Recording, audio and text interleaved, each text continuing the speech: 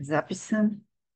Здравейте, момичета! Много ви благодаря, че имате интерес, че сте отново тук и че днес отново ще говорим за нашата самооценка, за самоценността ни. Нещо, което е много важно за всеки един. За нас, като жени, особено важно. Но а, това, което днес ще продължиме, ще говорим, ще продължим от това, което говорихме предишната ни среща. Малко да си припомним, тогава говорихме за два вида зависимост. Едната зависимост е тази, която е обстоятелствената, тази, която идва от семейството, от родителите, от това, че не са достатъчно били към нас грижовни, да кажем. Т.е. когато не сме се разделяли с тях посредством неправилно разделяне. И когато и втората зависимост е тогава, когато са ни внушили, че ние нещо не притежаваме, че ние не сме, че ние не можем. Нали? Т.е. тая вътрешна безпомощност за това, че аз не ставам. И от това нещо в нас се заражда такова чувство, което е това чувство, че аз нямам право да кажа себе си, да изчувствам, да кажа, да изразя чувствата си, без да имам чувство на вина някаква вътрешна. Или аз нямам право да бъда самодостатъчен. Или нямам право да бъда в моменти да бъда груб, недобър, агресивен. И това нещо ражда такова очакване вътре в нас, че ние очакваме отвънка одобрение. А в същото време ние вътре в себе си притежаваме огромен ресурс. Всеки един от нас притежава този ресурс и то просто не е ресурс, дори може да се каже, че това е такава божествен ресурс или екзистенциален ресурс, ако искате. Тоест, ние със самото си раждане имаме този вътрешен атомен реактор. И когато аз съм в контакт с тази вътрешна сила, с тази безкрайна сила, която не е просто нещо, което има край, то тогава, ето това е момента, в който ние можем да преодолеем всичко. Но когато вярваме, че трябва да черпим енергия отвън, т.е. че някой отвънка трябва да ни напива постоянно, това е момент, в който изтича нашата енергия. И вижте колко е така омагьосано. Тоест, ние вярваме, че някой отвън ще ни напие с тая енергия, при положение, че ние вътре в себе си притежаваме тая енергия. Изначално, със самото си раждане. И затова вследствие на тези зависимости, които имаме, много изгодно могат да ни хванат, нали, на куката, на тая наша зависимост. И тогава някой може да защото това се случва примерно в семейството, след това отиваме на работа, там също някой ни убеждава, че ти без мене няма да се справиш, и сега ти трябва много силни, големи усилия да приложиш, нали? И някой ни показва, че ние всъщност сме това, което си го носим от следствие на тези зависимости. И ние, отивайки, закачвайки се на поредната зависимост, нали, ние всъщност започваме да вярваме в това, че ние сме слаби. Защо? Ето пак казвам, ние вярваме и очакваме отвън. А всъщност самото изцеление се случва, когато човек си върне това право, тая своя вътрешна уникалност, когато има контакт с този вътрешен ресурс. И такъв човек, той не може да бъде контролиран. Защо? Защото той има собствено мнение. И тук има един такъв момент, че ние също, когато говорим за собствено мнение, трябва да разбереме в чистата му част собствено мнение означава такава абсолютно спокойна убеденост, вътрешна, че с мен всичко е наред. Аз никой не спасявам, не съм агресор към никой, прояснявам всичко. Когато искам да кажа нещо, аз го казвам спокойно, свободно. Дори някой да ми каже, че не ставам или че не знам, че съм лайно, например. И извинете за израза, но това е такова, образно. Един такъв, представете си, един такъв спокоен човек как би реагирал. Той не би приел лично, ако някой му каже, ти си нищожество, например. И защо? Защото това някак си не удря в травмата, но този човек няма такава травма, че е нищожество. И може би и може да му каже, много интересно, а вие защо смятате така, примерно? Или другото е да му каже окей, останете се със своето мнение, то е по-важно за вас, за мен то не е важно. Но си представете, ако някой човек има травма и когато някой му каже, нали, ти си еди какъв си, ти не ставаш. И тая травма, тя не е затворена и тя е като такава дупка вътре, която попива, го връща отново в детството му, когато мама или татко са му казвали, или някой друг, или съученик, или учител. И оттам изтича нашата енергия. Оттам всъщност се формира нашата ниска самооценка. И нашата задача всъщност е да си върнем тази независимост. Тук има такъв момент, че ние можем да се изкривим, да изкривим мнението си, да изкривим представата за тая независимост.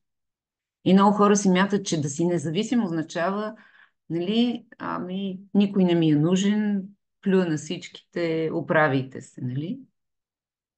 Но това е излишество, енергия в излишък. И това е за тази завишена самооценка, която също не е реална. И в този смисъл такъв човек, другата страна е аз, аз съм никой, аз съм едно нищожество и така нататък. Това е ниската самооценка. И във всеки един от нас, откъде идва всичко това? И сега ще се опитаме да го обясним това нещо, как това работи и кое е това, което отвътре ни кара да го мислим и да го поддържаме. Да го поддържаме това убеждение. Ние в себе си имаме две основни потребности.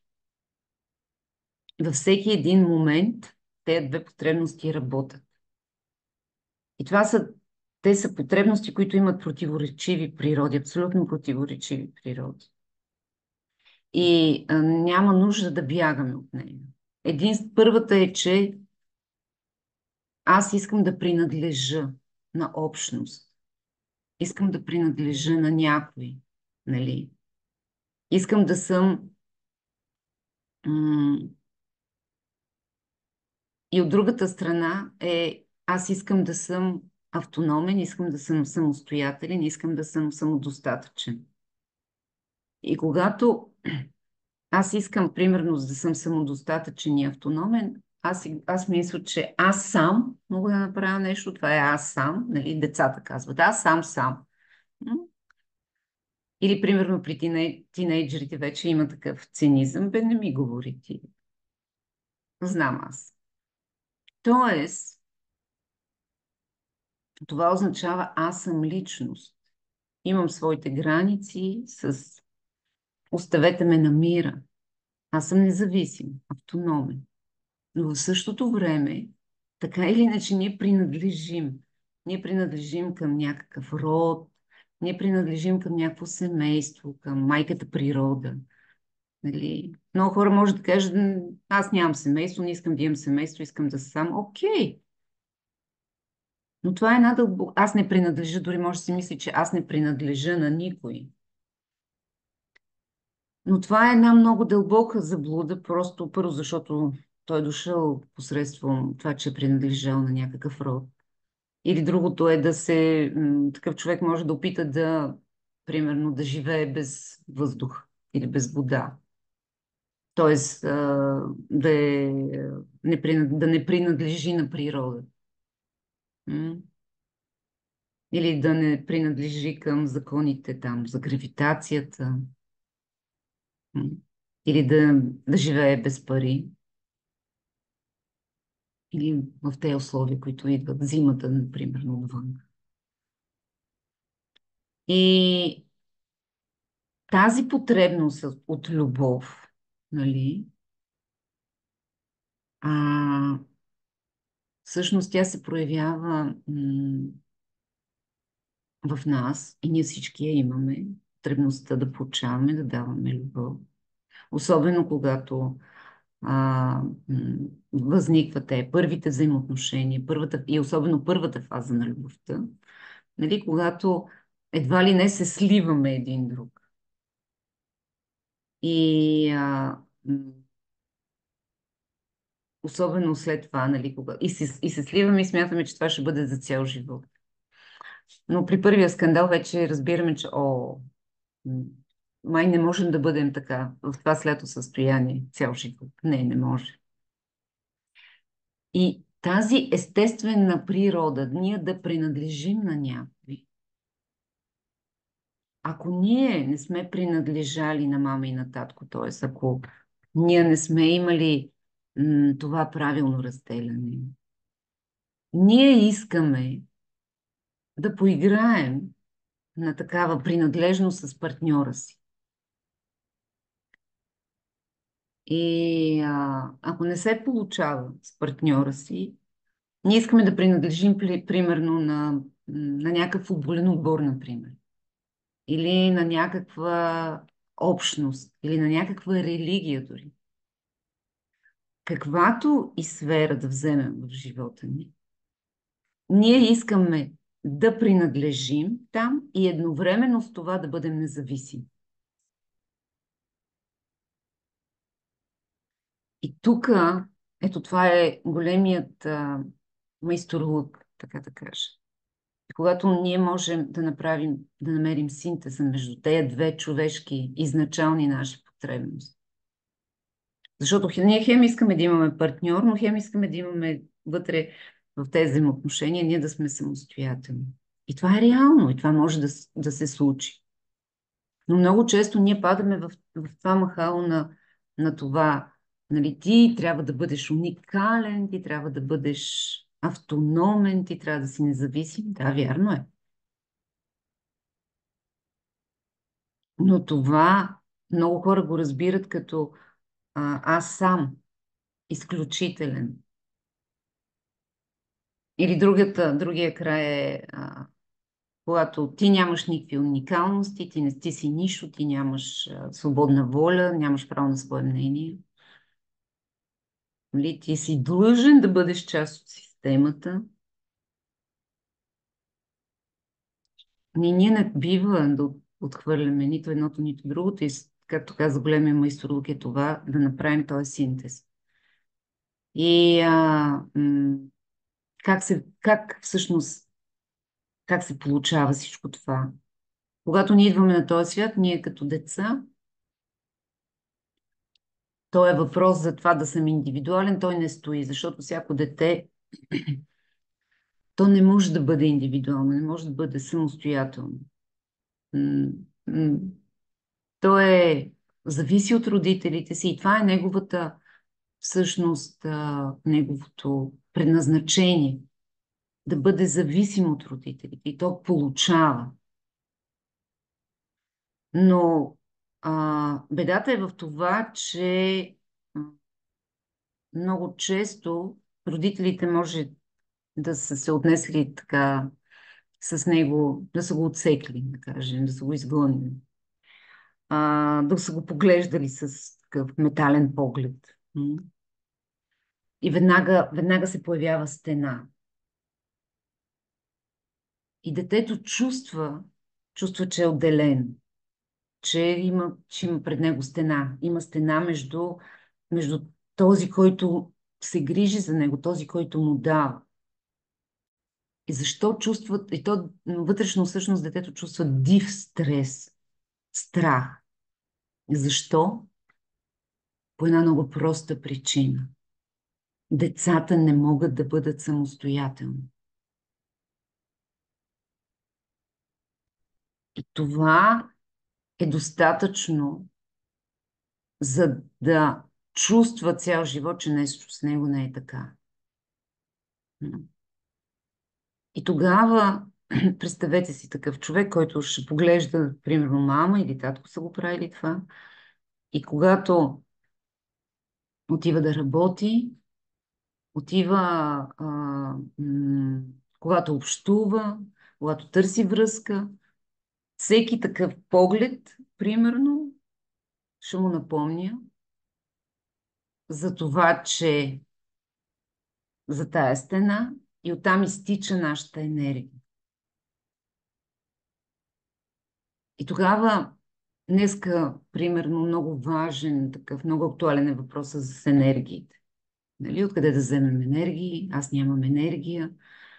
И като всичките сме такива, нали, искаме да правим много неща, но нямаме енергия. И всъщност ние трябва да се върнем към този източник. Нали? Да извършим това изцеление. Да се върнем към този жизнен реактор. Момента, в който ние се върнем, това е момента на успокоение. И тогава можем да се напълним. Тогава отвътре идва нашата увереност, нашето спокойствие и умиротворение. То се случва вътре в нас. И много хора смятат, че за да се напълнят, трябва да отидат в Хималайте или, не знам, или в някаква религиозна общност, или да почнат да отидат само в храм, да стоят там, или пък много хора смятат, че да, сега за да се успокоя и за да се напълня, ми трябват пари, трябва ми работа, нали, красота около мен и така нататък. Да, тези неща са важни, но те са важни, но те са външни. Това, което ще ме успокои, отново казвам, това е вътре в нас. Защото ако аз вътре имам травма, и тая травма, примерно, е да не вярвам на себе си, тогава нищо отвънка не може да ме напие. Защото това е като черна дупка, която засмуква всичко. И аз първо вярвам, че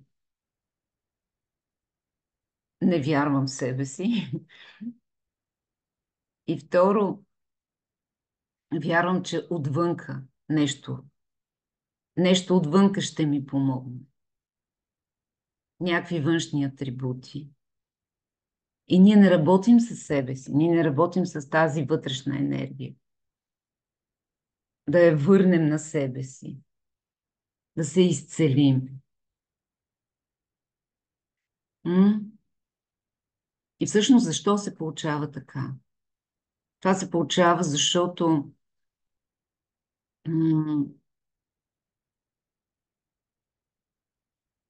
както казах в началото, ние като деца ние принадлежиме на семейството си. Нали?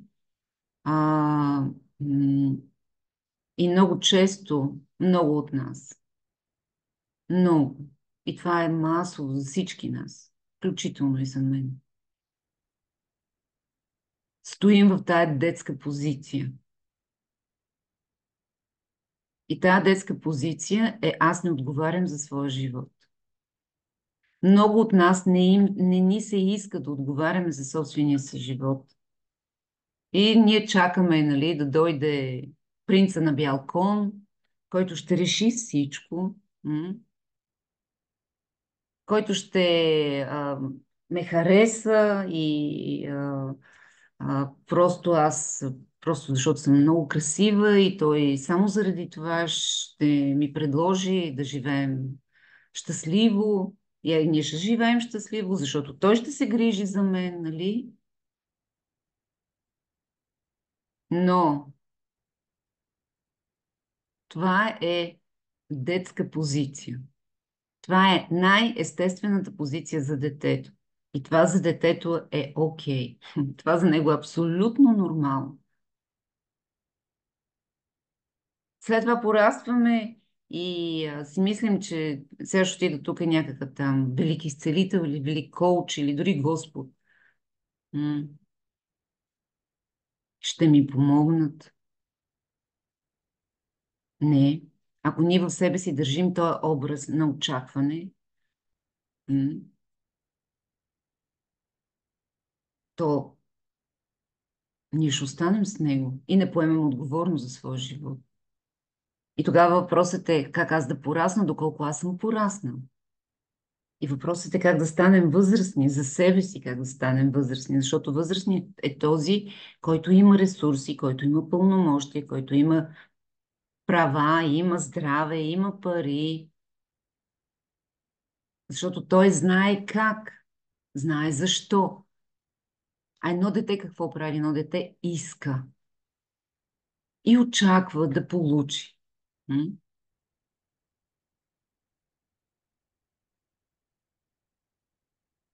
А възрастният знае как. Той знае как да действа, в коя ситуация да действа, при какви обстоятелства да действа, какво да прави с парите си, какво да прави с времето си, какво да прави с личността си. И точно тук, ето тук е този момент, в който ни държи в тая ниска самооценка. Момента, в който аз не искам да порасна.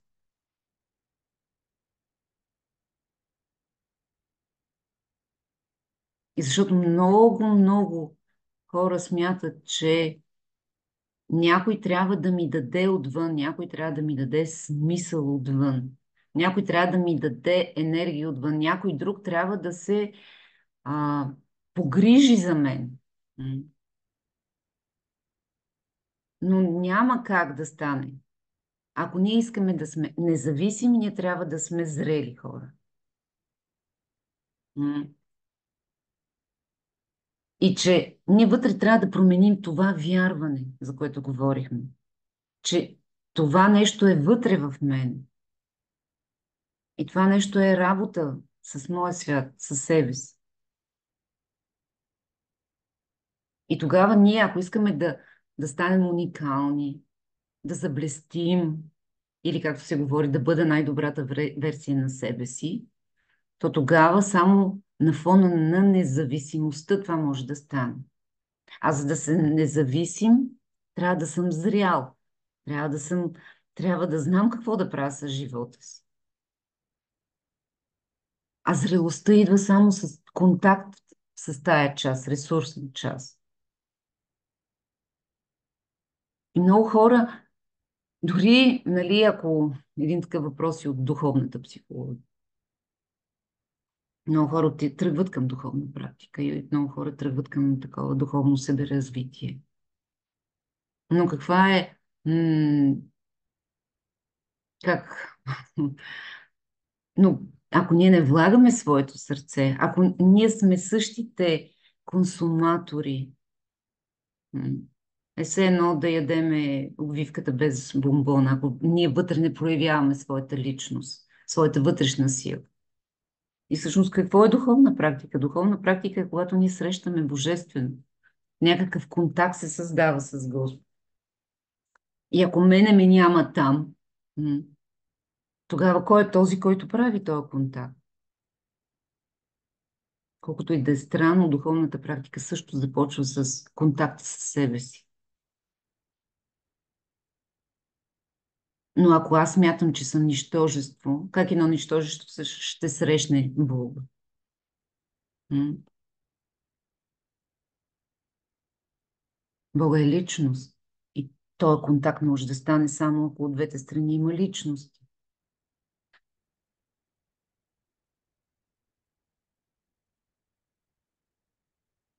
И затова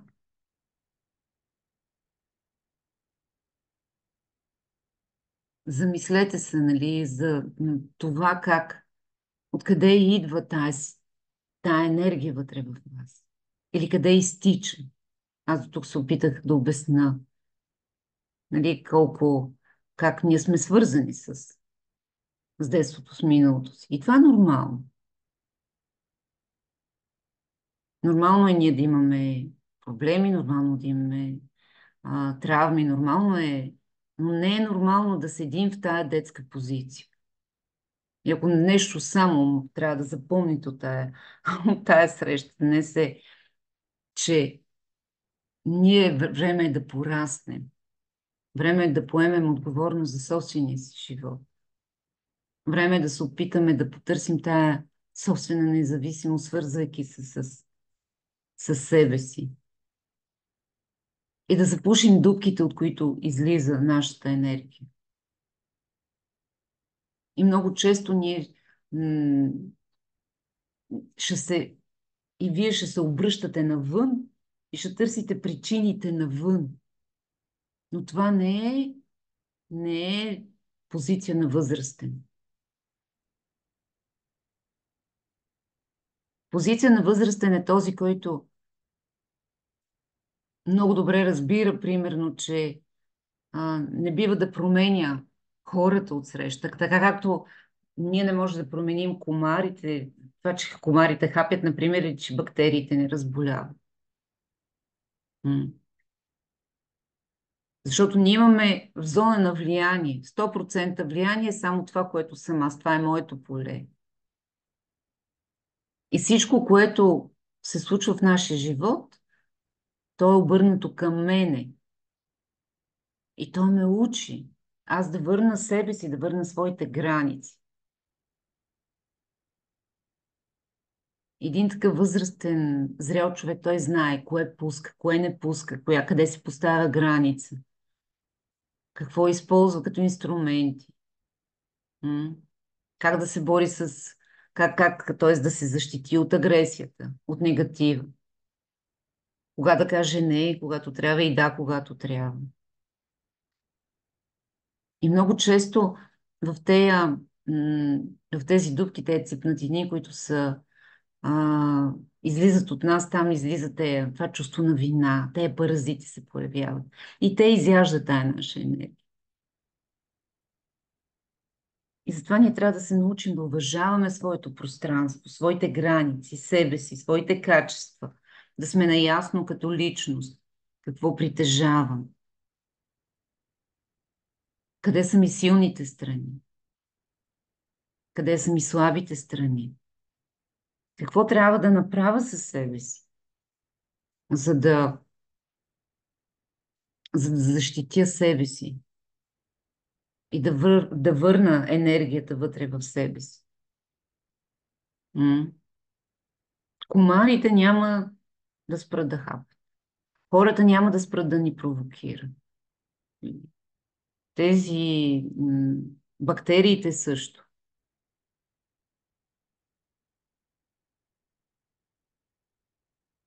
Но ако се замисляме и се обръщаме към себе си, ако някой а, се опитва да ни захапе, нали, или ни отправя послание от рода на ти не си никой, ти си нищожество, и ние вярваме в това. Ето тук е въпросът да се зададе човек. Защо аз позволявам този човек да ми отправя такива послания? Или да, комарите хапят, така или иначе си хапят, аз трябва да се защитя. Или ако някой се опитва да ме захапе, какво аз мога да направя така, че той да не ме докосне и да запазя себе си? М? Какво се случва с мене тогава? Какво аз чувствам тогава в този момент? Какви изводи мога да се направя за себе си? На къде мога да вървя? М? И тогава, когато всъщност ние се обърнем към себе си, тогава ние единствено можем м, да чувстваме тая енергия, да виждаме тази, м, да си поставяме тези граници, в които ние сме защитени. Но това е едно такова стабилно положение, стабилно отношение към себе си и познаване на себе си. Аз ще спра момичето до тук. Ако иска някой да зададе въпрос, ако иска някой да пита нещо, а, ако иска да коментира нещо, някакъв дори някакъв проблем.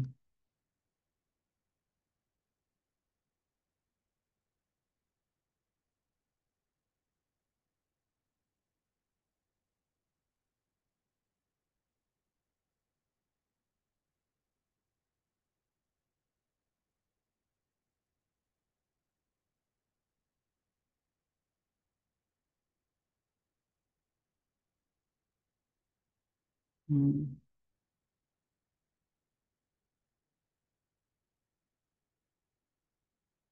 Как се справяте с себе си в такива моменти?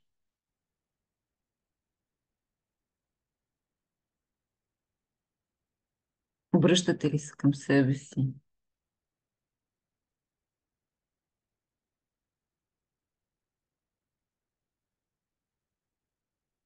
Или е трудно? По-лесно е другата реакция.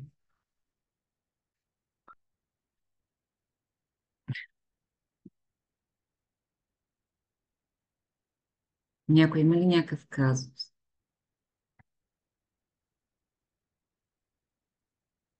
в себе си?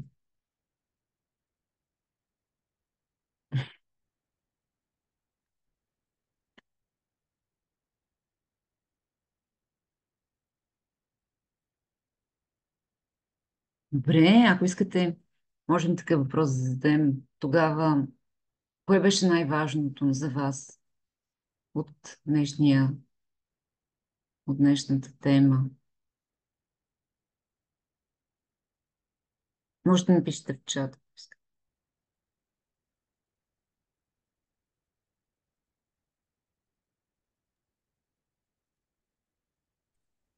А, ако мога аз да кажа нещо, Да, да, да. аз бих могла да кажа, че докато съм сега забелязвам как докато все още съм се изграждала като характер, съм правила някакви неща в желанието си да направя щастливи моите родители. Тоест, когато съм била по-малка. Да. Или да речем, когато те имат някакъв конфликт и аз искам по някакъв начин да им помогна, да ги направя щастливи. И не знам доколко едно дете, е смисъл, нали, то е зависимо от тях. Да, може би Мгм. то не е отговорно за това родителите му да са щастливи, предполагам. Да, точно така. Да. Не сме отговорни. Като децата не са отговорни за нашето щастие, а родителите са отговорни за своите емоции. Родителите като старши ам, би трябвало да се стараят да не показват своите емоции пред децата си, защото когато се случва нещо пред едно дете, детето смята, че той е виновен. И, и то е грешно, то е виновно. И може би това е включвало, най-вероятно това е включвало тази, м, това желание в тебе като дете да ги сдобриш, защото и ти самата си се чувствала като дете зле. Но родител е старшият и родителът е този, който поема, поема емоциите на детето. Едно дете не може да поеме емоциите на родителя. Това никога не може да стане. И аз дори си спомням до края на живота ми, нали, майка ми, която я гледах. Някак си, аз не можех да ги поема. Аз вече бях жена на над 50 години. И още и не можех да ги поема. Нейните емоции не можех да ги поема. И това е такъв вселенския закон на рода. Той е между старши, равни и младши. И младшите нямат сила. Нямаме дадена сила свише, защото това е много такъв сериозен закон, мощен закон. И точно това се получава, че когато някой старши се кара пред детето си или проявява някакви емоции, и м- то се опитва да ги сдобри, то се опитва да бъде добро, защото чувства това нещо, аз съм виновен. Детето не чувства такова нещо, като, нали, сега те ще се покарат малко и след това ще се добрат. Не, то поема всичко на себе си. Зависи колко малка си била, особено до 5 години. Но да, като родители трябва да внимаваме.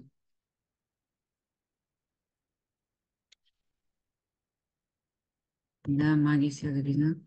Трябва да почне с ни, ако до сега не си. Да, техники. Може да дадеш техники за открепване на самооценката и как да започнеш да се цениш, ако до сега не си. Да, тук трябва знания и техники, да. М, Ами, това са такива вътрешни субличности вътре в нас, защото ние говорим за детето, за родителя говорим, за възрастния има също така. Примерно, ако от гледна точка гледаме транзакционния анализ. И м- мога да предложа, даже не мислим да почнем да правим, може би февруари месец, отново вътрешното дете. Това е такъв курс, 5-6 седмици, може и малко повече, в което започваме да осъзнаваме кой е вътре в нас. Но сега мога да ти кажа, че ако ти чувстваш, че такава ранимост, детска ранимост, защото детето какво прави? Когато едно дете е наранено, то се свива, то се затваря. А, Това е раненото дете. Ние имаме друго дете, което е божествено дете, вътре в себе си. Това всичко е вътре в нас. И божественото дете, той е във вечен ресурс. И тази субличност не е необходима, защото ние имаме нужда от хумор, имаме нужда от въодушевление, от ентусиазъм и това го дава вътрешното дете, т.е. божественото вътрешно дете. И когато, ето сега ще кажа една техника, ние трябва да се научим да наблюдаваме чувствата си, чувствата и емоциите си. И когато видим, че се чувстваме не както трябва, когато отрицателните чувства ни показват, че ние сме в такава дупка или се е включило нашето ранено дете. И дете означава аз не мога. Аз стоя там и стоя и трепея. И тогава е хубаво да се включи, примерно може да се включи възрастният, който да каже, да, сега тук ще ти помогне хумор. И ние включваме божественото дете. Или казваме, не, тук сега ще ти помогне поддържащия родител. Поддържащия родител винаги е насочен към емоциите. А сега какво чувстваш? а за това чувство каква потребност имаш. И тая потребност как можеш да я удовлетвориш? Тоест, включваме един такъв процес, в който ние сами излизаме посредством въпроси, посредством някаква вътрешна субличност наша, която е на по-високо ниво от детето. И защото възрастния, ако родителят, поддържащи родител е насочен към емоции, към чувства, към състояние, възрастният е този, който знае, той винаги знае, той може, той знае, той е мъдрия. Той включва една или друга личност, защото той е като наблюдател.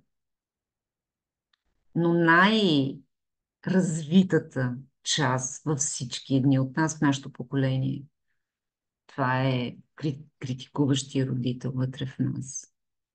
Гласа на мама, гласа на татко, гласа на учителите, които са ти не ставаш за нищо, ти не можеш. Във всеки има хиляди такива варианти, лични. И, и затова първото нещо, което препоръчваме, да започнем да се наблюдаваме себе си. Емоции, чувства, да се познаваме. Но заведете такъв дневник, ако искате, на чувства и на емоции. Какво чувствам? Каква потребност има за тези чувства? Как мога по друг начин да го направя това или да задоволя своята потребност? Това, което ни изкарва от тези състояния, са въпросите. Просто нека да се учим да задаваме въпроси на себе си. Защото обикновено наблюдавайте себе си и вижте, когато се сблъскаме с това някой да ни даде такава, да дойде, да прилети нещо такова от травмата ни. Тогава ние се свиваме и оставаме в това детско състояние. А ние трябва да включим, ние трябва да се обърнем към този източник, вътре в нас. И то става точно с тази техника. И духовна практика също. Молитвата е хубаво нещо. Събирането, женски събиране, задаване на въпроси, отговаряне на хора, на които вярваме. Така че това на първо време е така. Това мога да дам. То това става, първо изцеляването става в такава среда, любяща среда. Това е такъв алгоритъм.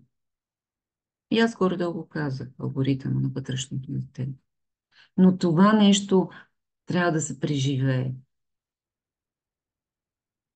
Защото, ето както Мимито казваше, нали, аз се опитвам да защитавам моите родители. Всъщност, примерно, това може да е като да видиш двама възрастни човека да се раждат и да се карат и да чувстваш някакво безпокойство вътрешно. Всеки път може да е така. Но тези неща трябва да се преживява. И с това тая среда е най-доброто нещо за такова преживяване. Но работим, маки, със себе си. Трябва това, което е най-важно, да се обърнем към себе си, да познаваме себе си. Да, това мога да кажа. Добре. Някой друг иска ли да каже нещо? Ани. Ани, две Ани. Миленчето.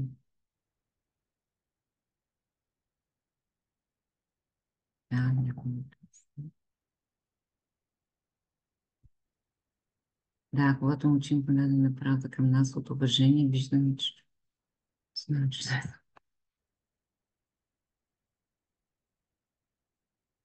Така, Ани пак. Когато мълчим към дадена неправда към нас от уважение, виждаме, че човекът усреща не осъзнава, че той сам е собствената си причина за неудовлетворението си. Неговите травми за своя или малко ми объркан въпроса, но мога да кажа първо, че а, ако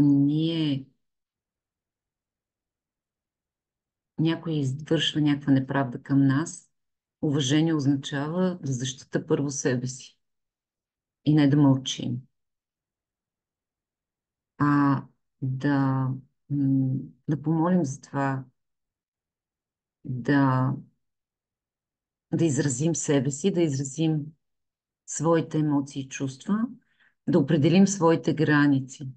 И да определим своите граници означава да помолим човек от среща да се държи по начин, по който за нас е окей. А, и когато се държи неуважително към нас, да, това означава, че той провокиране от нещо в нас, но това, че той се ядосва и той се гневи, означава, че той има работа със себе си. Да, и причината е в него. Но ние не приемаме неговите травми за свои. Малко не го разбирам Ани това, но ние... Тук се получава така. В един разговор, в едно общуване, всеки си стои в неговото поле. Всеки има свое поле. И това, което ти чувстваш, това е за тебе. А това, което той чувства, това е за него. И в една и съща ситуация, единия чувства едно, други чувства съвсем друго. Което означава, че всеки си има работа със своята, нали, своя бутон там, със своята травма. И моята отговорност се състои в това да, а, както казах, да запазя своите граници, като изразявам себе си. Ако нещо, някой да ме докосне мен и аз чувствам неща, и чувствам нещо, което не ми харесва, аз съм в пълното си право да го изразя. Това не означава, че човека ще се промени.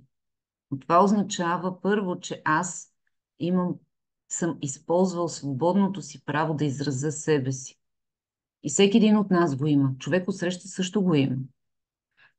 И тук, ако двете страни са готови да се чуят, те могат да се разберат. Но ако един е готов да чуе, другия не е готов, никога няма да се разберат. Единствено един конфликт може да се реши, когато и двете страни са готови да приемат, да чуят, да помогнат.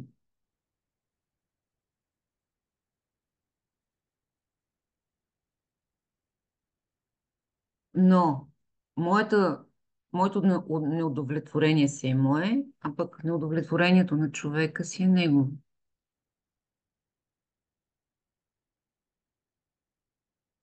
Ние не можем да приемем ничии травми, защото всеки си има свой. Можем обаче да сме емпатични. Можем да сме емпатични и това е вече изкуство на това как да общуваме с хората.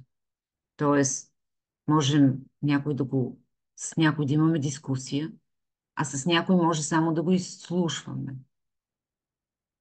Но това е твоето решение, не от уважение. Може би това имаше предвид от уважение.